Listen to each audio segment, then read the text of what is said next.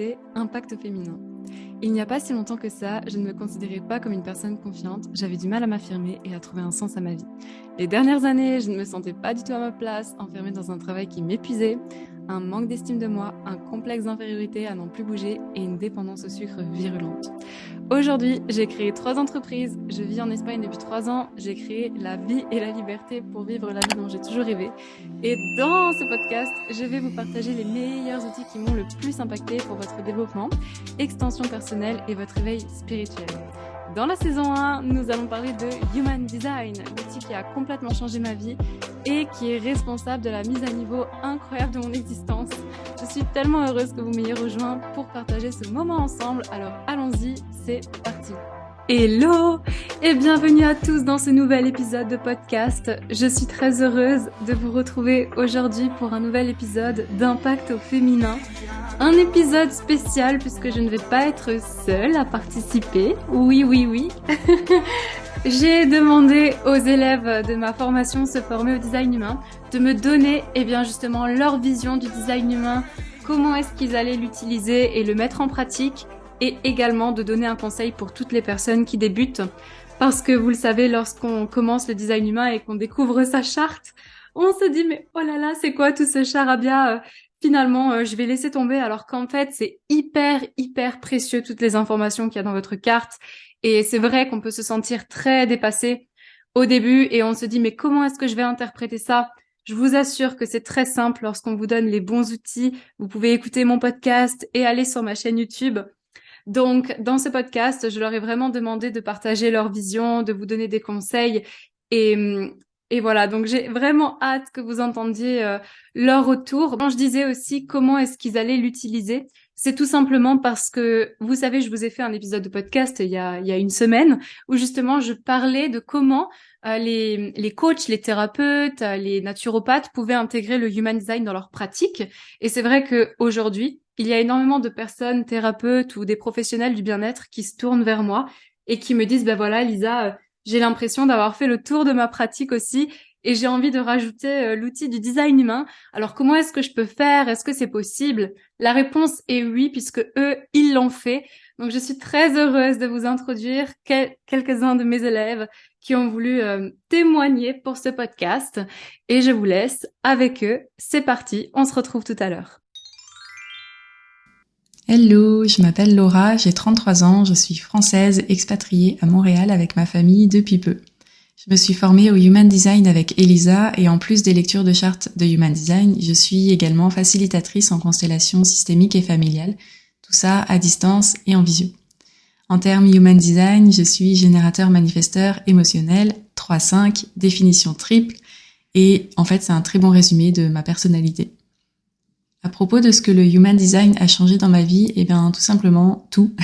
Ça a changé complètement ma vie, c'est aussi simple que ça. J'avais passé ma vie à essayer de rentrer dans un moule, à ne pas faire ce que j'avais envie de faire parce que ça paraissait bizarre, à cacher mes émotions parce que je les considérais comme une faiblesse et même un fardeau. J'ai fait plusieurs burn-out en m'épuisant parce que je me lassais rapidement des boulots que je faisais et je m'entêtais dans cette voie-là. Et avec le Human Design, j'ai tout simplement vu que c'était normal que je me sente comme ça, que c'était normal que j'ai des tas d'idées en permanence, que c'était normal que par moments je me sente mal sans raison apparente alors que 5 minutes avant tout allait bien.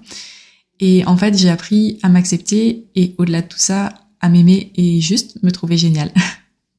Une fois qu'on connaît le Human Design, c'est impossible de ne pas l'utiliser au quotidien parce que ça m'a apporté des choses personnellement, mais ça m'a aussi permis de mieux comprendre mon mari, mes 3 enfants. Et comme on a tous des types et des profils différents, ça me permet aussi d'avoir mon propre observatoire à la maison et de voir comment tel type, tel profil, telle porte fonctionne. J'écoute maintenant ma stratégie et mon autorité pour les choix que j'ai à prendre et notamment au niveau pro puisque je suis entrepreneur et que c'est pas toujours facile, surtout quand on débute. Et après, c'est un outil que je veux partager et diffuser. Du coup, je propose des lectures de chartes et des accompagnements en Human Design en y ajoutant les constellations et avec ma propre énergie, ma couleur à moi. Si j'ai un conseil à donner pour celles et ceux qui débutent, ce serait tout simplement de pas se focaliser sur sa propre charte, mais regarder les chartes de son partenaire, de ses amis, de ses enfants, de ses collègues, pour avoir une interprétation plus subjective de tout ça avec un peu de recul et seulement après entamer l'analyse de sa propre charte en fait.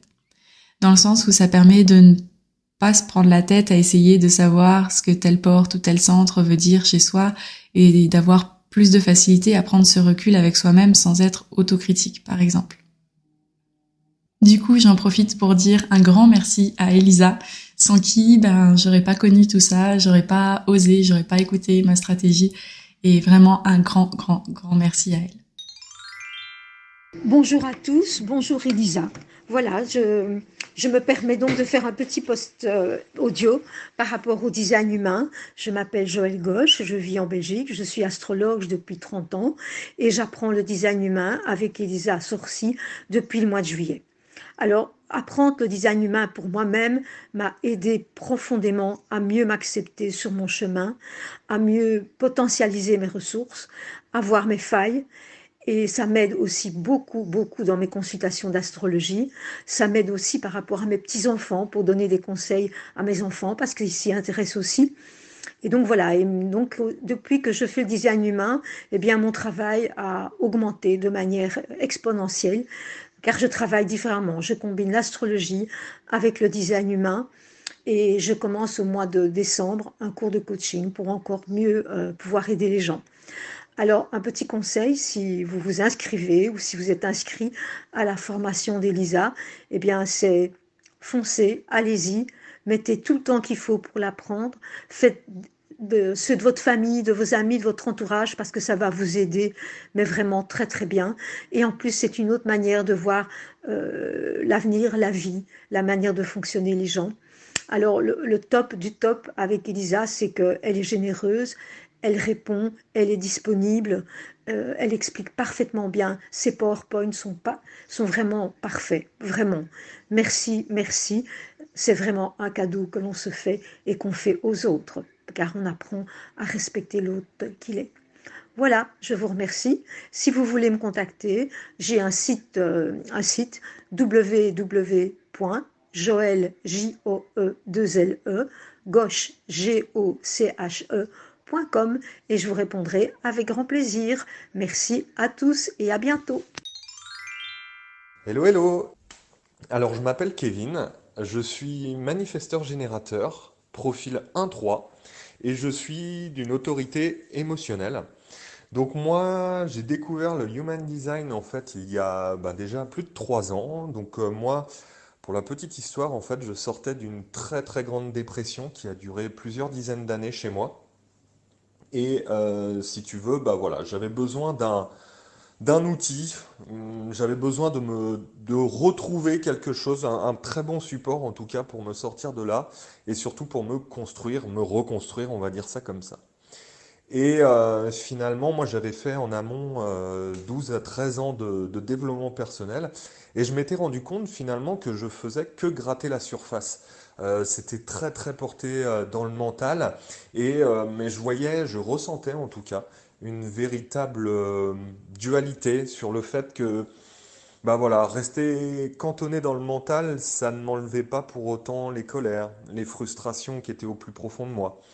Et finalement, en découvrant le Human Design, j'ai réussi en tout cas, après moult et moult entraînements, parce que ça demande quand même du temps pour se reconnecter à sa nature profonde, j'ai réussi à enlever ces frustrations et ces colères et à me reconnecter en fait à mon moi intérieur. J'ai pu y découvrir notamment mes potentiels innés, hein, qui sont vraiment, qui étaient très loin à l'époque, je ne les voyais pas. Ça a réussi à mettre en lumière certaines choses que je savais depuis longtemps, mais voilà, que je ne visualisais pas non plus, parce que j'avais énormément de manque d'estime de moi. Et du coup, voilà, le Human Design, en tout cas, m'a permis de balayer vraiment, déjà dans les grandes lignes, mon fonctionnement intérieur, comment je fonctionne depuis ma naissance. Et du coup, hein, comme tout développement personnel, derrière, ça m'a demandé effectivement un travail sur moi, vraiment un travail d'écoute, de conscientisation. Et ça a été déclic sur déclic. Alors, pour le côté professionnel, je suis donc consultant, mentor et analyste en Human Design. Et donc moi, je suis tourné en particulier vers les entrepreneurs et les dirigeants d'entreprises qui sont vraiment passionnés par ce qu'ils font et d'ailleurs très éveillés également dans leur connaissance de soi. Et donc aujourd'hui, ce sont des personnes en général, en tout cas quand elles viennent me voir, ce sont des personnes qui soit rencontrent des résistances dans le développement de leur entreprise, parce que je travaille aussi bien avec des porteurs de projets qu'avec des entrepreneurs qui sont très aguerris, ou ça peut être effectivement des entrepreneurs qui ont des problèmes de gestion d'émotions, qui ont des problèmes de gestion de stress, qui rencontrent des résistances notamment dans la communication auprès de leurs collaborateurs. Ça peut être aussi des difficultés de prospection. Des personnes qui aussi sont perdues. Voilà, ça fait 15 ans qu'elles dirigent leurs entreprises et en fait, à un moment donné, voilà, elles avaient la tête dans le guidon, tout allait plutôt bien pour elles. Mais à un moment, voilà, elles ont eu un arrêt sur image, elles ont regardé, elles ont fait un bilan et puis elles se disent, waouh, mais je suis complètement déconnecté par rapport à qui je suis loin de ma nature profonde. Et du coup, voilà, elles viennent me voir. Et puis là, j'ai eu notamment dernièrement un très grand dirigeant d'entreprise qui justement est en train de tout revendre ses sociétés parce que il a fait un arrêt sur image et il se rend compte que voilà, il y a des choses qui collent pas. C'est notamment un dirigeant hypersensible qui a besoin en fait de s'aligner par rapport à qui il est et d'avoir un business qui est vraiment aligné par rapport à ce qu'il ressent au plus profond de lui. Donc voilà, aujourd'hui moi je travaille, on va dire, avec autant d'hommes que de femmes, ce qui donne vraiment un volet très très intéressant parce qu'il y a beaucoup de diversité dans la manière de faire. Les femmes entrepreneurs ne fonctionnant pas forcément de la même manière que les hommes entrepreneurs et je trouve que ça rend un retour qui est vraiment extraordinaire. Et donc voilà en ce qui me concerne aujourd'hui et je suis consultant notamment auprès de coachs de vie où je leur propose en fait tout simplement comment dirais-je mon appui au niveau du human design et ça donne en général des combos qui sont juste absolument vertueux et c'est extraordinaire. Et je suis aussi consultant auprès de comment dirais-je de divers corps de métier comme le marketing, comme le commerce. Un conseil pour toutes les personnes qui débutent le human design, vous allez voir, il y a énormément de données sur Internet. Vous allez entendre énormément de choses par rapport au human design. De toute manière, il y en a de plus en plus. Mon conseil, vraiment mon conseil, c'est intéressez-vous en particulier au type, à l'autorité, au profil et à la stratégie. Le reste, après, c'est que du bonus. Quand je dis ça, c'est parce que très souvent, les personnes utilisent le human design comme ils utilisent n'importe quel outil et ça reste dans le mental. Or, le human design est une science de ressenti, une science de pleine conscience. On est là pour conscientiser, on n'est pas là pour mentaliser et se rajouter des strates d'informations.